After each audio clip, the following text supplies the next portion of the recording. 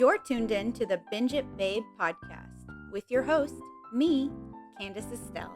All right, babes, let's get binging. Hey, hi, hello, and how are you, babes? It's October 7th, and we are discussing one of my absolute favorite Halloween picks. I've got the sweater on, I've got the matching mug, and I've got this face that is incredibly enthusiastic today. So let's get started. The air is nippy, it's chilly, it's gray, it's raining here. Where am I? It's none of your business. Let's get cracking. Okay, today I'm talking about the Netflix movie Babysitter. And if you're thinking, what the hell is that? You would be right, because Netflix does a horrible job, in my opinion, at pushing some of their original content, and then all of a sudden they'll be like, not enough people watched it, gotta go, bye, and then they just cancel stuff. And I'm looking at you, Santa Clarita Diet, because I'm in love with that show. I love that show so much. I watched all 3 seasons like immediately. That is one of the few shows where I watched the day it came out when I found out about it, because I'm in love with Drew Barrymore and I really like Timothy Olyphant. Okay, so I saw them and I was like, yes, yes. And I love that show. I love that show. And they canceled it, and on a cliffhanger. And I will never forgive Netflix for it. I love that show so much that I, someone who usually leaves people alone, actually wrote Drew Barrymore on Instagram. And I was like, hello, Miss Barrymore. I know you're incredibly busy and a huge star, and you have been your entire life. And I am just a mere me. But please tell me what was supposed to happen, because that was a huge cliffhanger and I need to know what. And then she didn't respond. And I'm not upset, because you know what? She's a huge superstar, and it was a little bananas of me to think that I could get a response. Is it possible? Yes. Is it probable? No. So I'm still a huge fan, and I just don't have any answers, and I haven't for like 4 years now, maybe 5. Oh my God. Is COVID the reason it got canceled? Oh, that would make me so mad. Oh my God.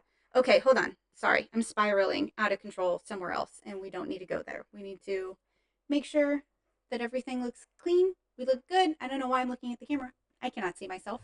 Okay, so, hey, hi, hello. It's the 7th. We're doing Babysitter.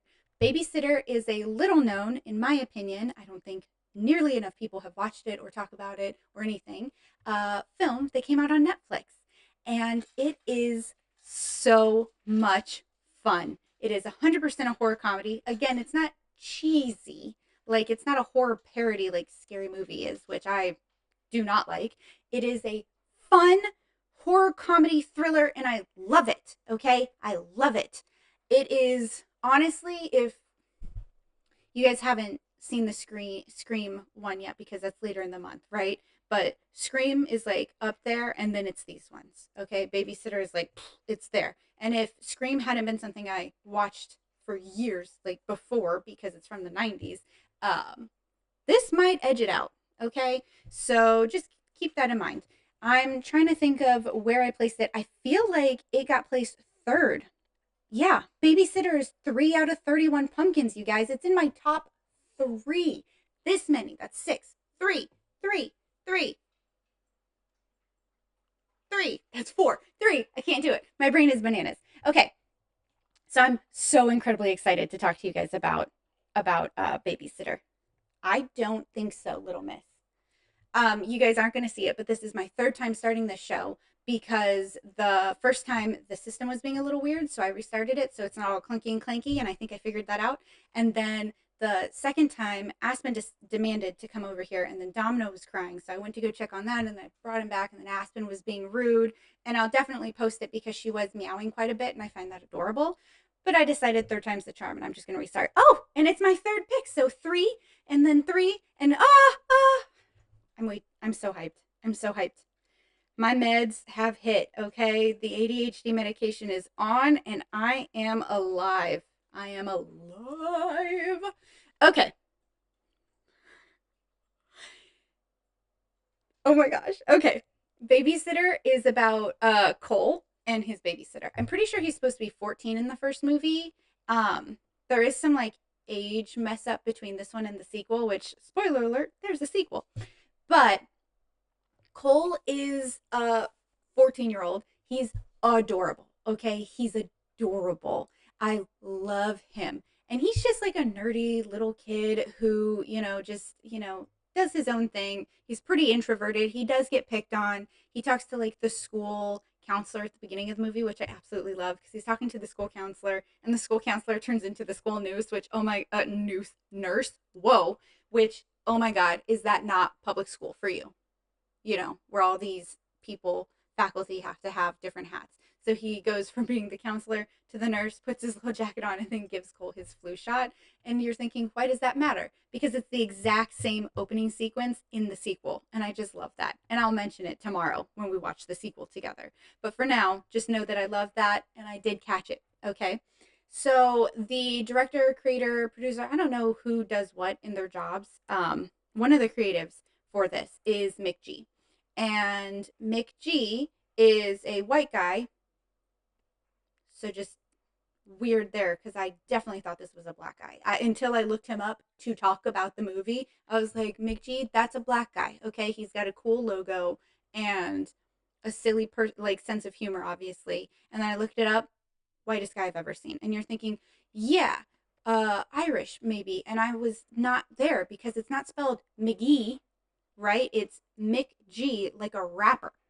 And I know white people can rap, but I thought this was a black guy doing it, and I was like, that's really cool because he's also one of the minds behind some of the Supernatural episodes. Like I think he's an executive producer or creative director, blah blah blah, whatever. I knew his name from Babysitter, and then when I watched Supernatural, which was my first episodes of this podcast, um, I would see his name pop up. So this is one of those things where I was like, this guy must like horror in some way. I'm not disappointed that he's a white guy, by the way. I was just surprised. I was like, oh, shouldn't your name be something like Matt? Like, why are you trying to be that cool? Besides the point. He's great. And it is one of those times where when I'll see his name on stuff, because I love Babysitter so much, I'll just be like, I will go try to watch that. I will see if I like it. I don't know if I'm going to like all of his stuff, but the stuff I have seen, I do tend to enjoy. Supernatural, Babysitter, Killer Queen. So let's actually talk about the movie because my God, my head is spinning. I get too excited and now I'm just like in a little weird bubble. So Babysitter, Netflix movie. They didn't push it enough because more people should know about it. It's great. Horror comedy. It has Judah Lewis, who plays Cole. I don't really know what else he's done outside of these two films. I'm sure he's done more. It's just that I don't know him, because he is a child. So I'm not really going to be like, what's this child up to? Because that feels odd. Also, just not anything I've thought of until now where I was like, maybe I should know some of the other stuff he's done. I wonder if he's in Good Boys. I feel like he could have been one of the little boys in Good Boys, but maybe he was too old when that movie came out.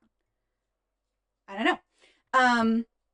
So it follows Cole, who is 14 and still has a babysitter, which is too old.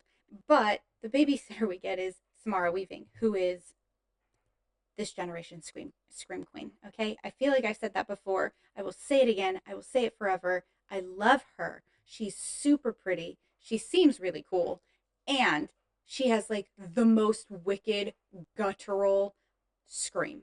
Okay, it is like a goat being slaughtered, but in the best way. She is the new Scream Queen. It's like Janet Leigh, and then Janet Leigh was like, I will have my child. She will do the same. We got Jamie Lee Curtis, and then we've got some people who do screaming in there, and you're like, oh, whatever, blah, blah, blah. You can scream, you can scream. We all scream for screaming. And then we have Samara Weaving, and Samara Weaving's like, I scream at a different level than all y'all mofos. And she's right. She's amazing. Um, she plays his babysitter, and they have the cutest relationship. It is so cute. It's so cute that I was like, I could go babysit kids. I'll go babysit tweens and little teens. I don't know. I'm not going to do it really because I'm too old and that would be a weird thing for me to do. But I thought about it because I love the relationship so much. It's so cute. So their parents go off probably like once a month or something to a hotel to have like sex dates, basically, to revamp their marriage or something. And Cole is left overnight, and that's why his parents are like, you need a babysitter because, he is a little too old for it. And at one point, his dad, who is CJ from Brooklyn Nine-Nine, he's in a whole bunch of things, and I'm just blanking on his name right now. Apologies to you, sir. Because in my heart, you are always just going to be CJ. But, if you know his name, you can, like, see something, say something, and we can party tonight. He is funny, and, like, he keeps trying to teach Cole how to drive, but Cole gets too anxious. And so he's like, maybe next time. And he's just like, all right, bud, that's cool. And I really love that. And then his mom is Leslie Bibb, who is a fox and a half. She's super great. You might know her as the woman who's going to marry Jeremy Renner's character in Tag. You might know her if you watched God's Favorite Idiot. She's Satan.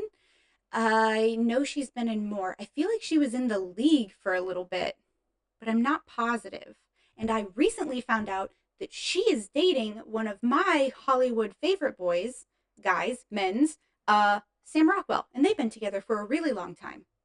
And I love that because I think she's super cool and she's so, so pretty and talented. I cannot believe she doesn't have more work, but like when she does something, she usually has a pretty good sized part, which is cool. And then Sam Rockwell, amazing, amazing. The Way Back is one of my favorite films. And I know that I say that a lot. I've said it already more than once in this episode. I like film, okay? I like film. I like TV. I have a love for these things. Actually, have you guys seen Vice? Oh, okay. Adam McKay and Will Ferrell as a vehicle for the things they are making is phenomenal. Succession, hello. Vice, hello.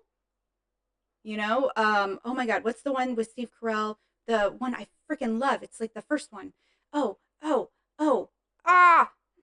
It's about the housing crisis in the 2008 recession. Ooh, it's got a longer title, but it's not Wolf of Wall Street, but it always sounds like that to me. Oh, this is going to drive me nuts. Oh my God. But I'm not going to look it up because that's a tangent. I'm already on a tangent and it's weird. That's a really good movie. What movie? Can't remember the name right now because I'm way too hyped, but I do know it. It is very good. And why did I bring that up? Because Sam Rockwell was in Vice. And then I said the other thing before I actually explained that. Sam Rockwell was in Vice. He plays George W. Bush. Does a pretty good job. Yeah, so I'm a huge fan of him. Oh, he's the villain in Charlie's Angels. He's the one who sleeps with Drew Barrymore's character, which again, an angel. People are lovely, I hope. So far, nothing bad about anyone I've said that I like has come out. I have a pretty good radar where I'm just like, there's really no one that I really like that I've been heartbroken by with recent news or information. So that's always really good. But, who's to say? Okay, moving on. What am I talking about? I am talking about Babysitter. Yes. Okay, so Leslie Bibb is his mom, and she's really cool. And they're just like, okay, well, we'll catch you later, kid. B's here. And B, like I said, the babysitter played by Samara Weaving, is the coolest. She's also a super pop culture junkie, just like Cole. Maybe that's also why I like it so much because I also tend to really be into pop culture. And so you have like the best movie montage where they're laughing and dancing and they're, making stuff in the kitchen together and they're, having like arguments about who would be, like who's your monster lineup to fight evil, to fight the big bad, whatever the big bad is. And, you get this, and this, and it's adorable. They have the best relationship and it's so cute. And then Cole is going to go to bed. And the problem with this is that Cole's little friend, who's also his neighbor, was like, that after you go to bed, she brings her boyfriend over and they bang in your living room. And he was just like, no, that's not how B is. That's not what's going on. And she's like, why don't you stay up and find out? And so he's like, I guess, okay. And this is just how, like, middle school, beginning of high school, they're just little shitheads. And so he's like, okay, I'm going to stay up. So he's staying up. And then she's like, all right, man, you got to go to bed. And he's like, well, I'm not tired. And she goes, yeah, dude, you're not tired, but I'm tired. I need you to go to bed. And he's like, okay. And she's like, how about I give you a shot? And then you can go to bed. And he was like, oh, all right, because you're 14 and alcohol seems like it's real cool, I guess. So she goes and gets him the shot, and he's like, you want me to do a shot by myself? That's not cool. And she's like, all right, cool. And then when she walks away, he dumps the shot because he doesn't want to drink it. Because, like I said, he's an anxious little guy, and that's not for him. Which, good for you. Know your truth. It would have been better had you been able to say it out loud, but you're doing all right. And he dumps it, and then he pretends to have taken it because he doesn't want to not look cool. And he goes to bed.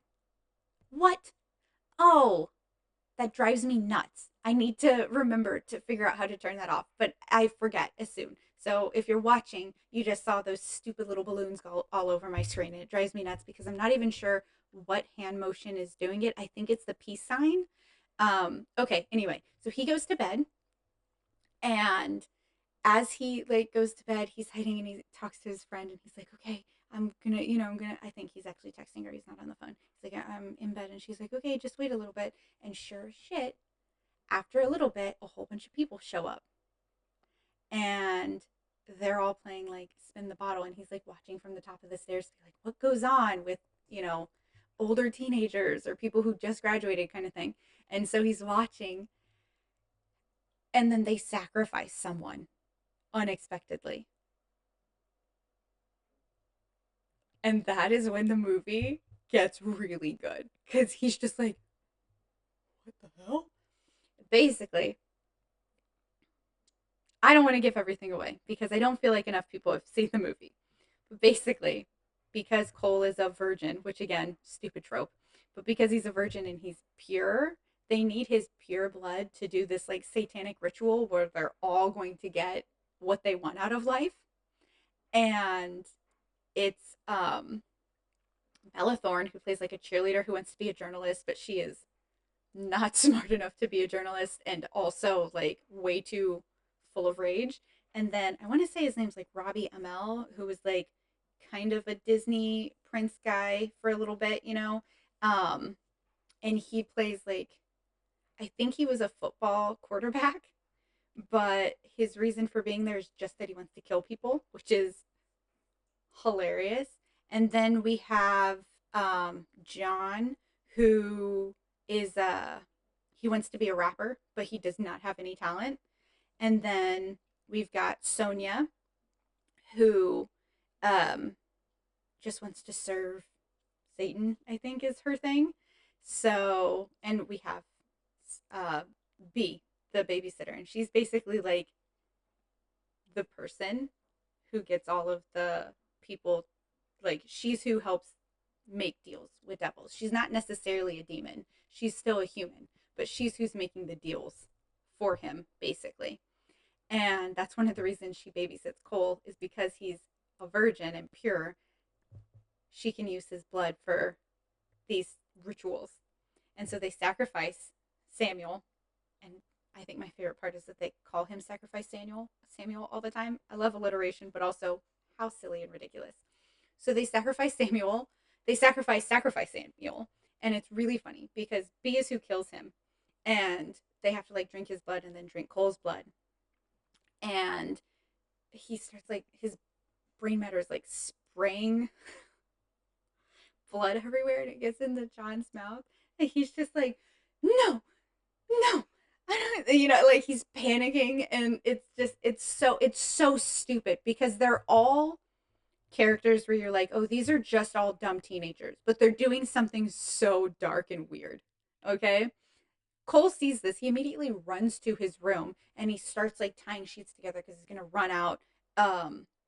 He's gonna run out of his window like with sheets and like run away to get free. But then he hears them coming upstairs for him, and he's like, I have to pretend I'm asleep then. And so the window's open, but he like hides it pretty well. And he lays in bed and he's pretending he's asleep, and they come up to get his blood. And keep in mind with the flu shot thing that he is terrified of needles. Okay, so that's already established canon. And so he has to pretend he's asleep while they're taking his blood. They missed the first time, which is so funny. She's like, oh shoot, I missed. And then they get some, and you notice that B kind of looks around like she's suspicious. And then leaves. And he gets up, he calls the cops immediately, and then he like starts to try to leave, and B's like, "What are you doing, Cole?" And so he's caught. And the next scene we get is him like tied up to a chair, and he's trying to get out of it. But there's a mirror behind him so they can see him trying to untie it. And Bella Thorne's character is just like, "We can see you. You know that, right?"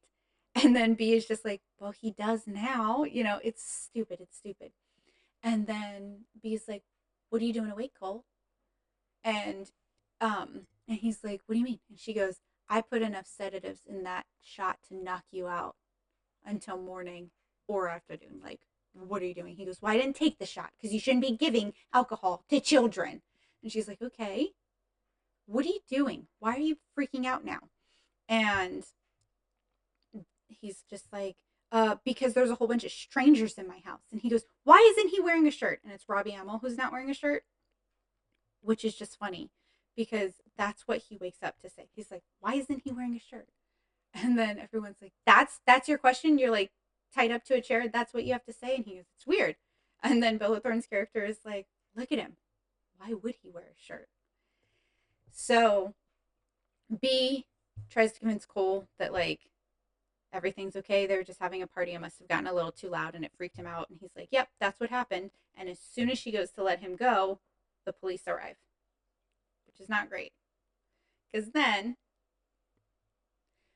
we end up having to kill the police, which is hilarious. And then Cole gets away. And then the rest of the night is just him trying to survive while all of them are hunting him down. And it's brilliant. It's brilliant. It's so funny. It's not cheesy, but it's like, it's a step above cheesy, right? Like where everything works, but the whole time you're not expecting it to work, you know? It's so smart and so fun. And even like the bad guys, aside from Bella Thorne's character, who's just so freaking annoying, but even like Robbie Amell's character is so funny to me because at some point Cole's house is like getting egged by one of his bullies, and Robbie was about to kill him. And he's like, "You can't allow that. Come on. You're not going to allow that. Go take care of that. Go face him." And he's just like, "What?" He's like, "I'm not going to let you die without fixing it. Like, you be the man of your house right now, Cole. Go fix this."